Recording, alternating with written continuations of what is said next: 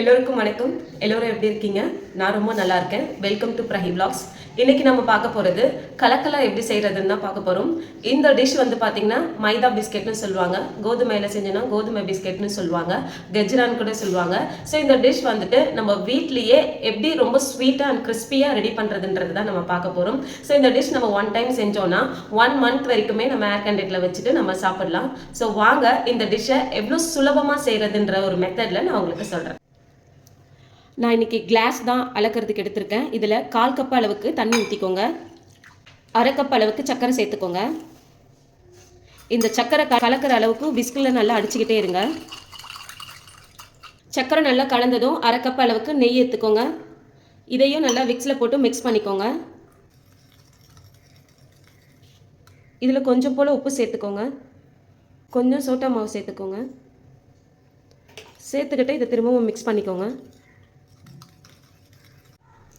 அதே கப் அளவுக்கு 2 கப் மைதா மாவு எடுத்துக்கோங்க. இதை நல்லா மிக்ஸ் பண்ணிக்கோங்க.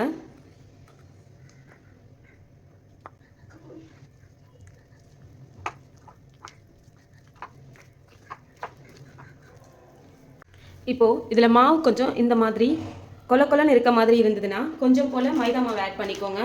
நீங்கள் மைதா மாவுக்கு பதிலாக கோதுமை மாவில் செய்கிறதா இருந்தால் தாராளமாக செஞ்சுக்கலாம். நான் இன்றைக்கி மைதா மாவு தான் எடுத்திருக்கேன்.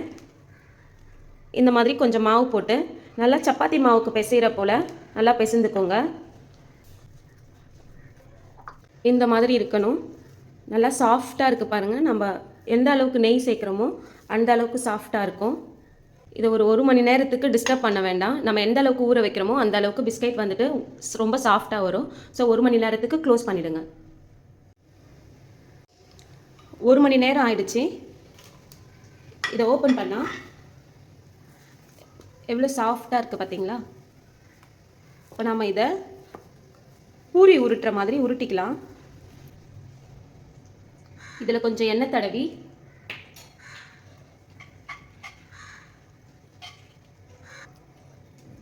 இந்த மாவு வச்சு கொஞ்சம் தடியாக உருட்டிக்கலாம்.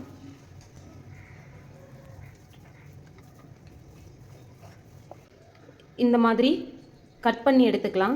நமக்கு எந்த ஷேப்பில் தேவையோ அந்த ஷேப்பில் கட் பண்ணி எடுத்துக்கலாம். ஓரம் இருக்கிறது எல்லாத்தையும் கட் பண்ணி அடுத்த தடவை உருண்டை செய்கிறோம் இல்லையா, அப்போது இது பண்ணிக்கலாம். நமக்கு ஷேப் எப்படி தேவையோ அந்த மாதிரி கட் பண்ணிக்கலாம்.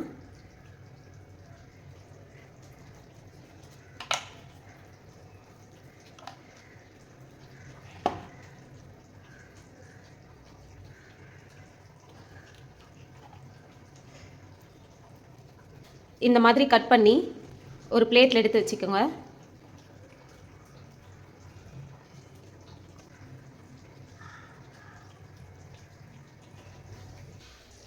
எண்ணெய் சூடானதும் இதை எல்லாத்தையும் ஒன்று ஒன்றா எடுத்து போட்டு பொரிச்சு எடுத்துக்கலாம். லோ ஃப்ளேமில் வச்சு பொரிங்க.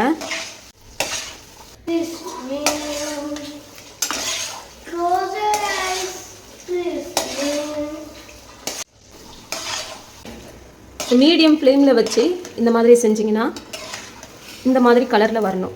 ஒரு ப்ரௌனிஷ் கலரில், இந்த கலரில். ஸோ அது வரைக்கும் அப்படியே விட்டுருங்க. அப்போ தான் உள்ளே இருக்க மாவும் நல்லா வேகும். இப்போ எடுத்து நம்ம ரெடி ஆகிடுச்சு, எடுத்து வச்சிடலாம்.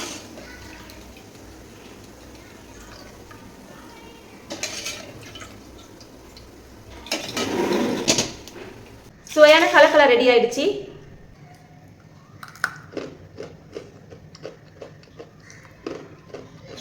இதை நம்ம ஒரு ஏர் கண்டெய்னரில் வச்சு ஸ்டோர் பண்ணிக்கலாம். ஒரு 1 month கிட்ட வச்சு நம்ம இதை சாப்பிடலாம். வீடியோ பிடிச்சிருந்தா லைக் பண்ணுங்கள், ஷேர் பண்ணுங்கள். நம்ம சேனலை இன்னும் சப்ஸ்கிரைப் பண்ணாமல் இருந்தீங்கன்னா சப்ஸ்கிரைப் பண்ணுங்கள். தேங்க்யூ.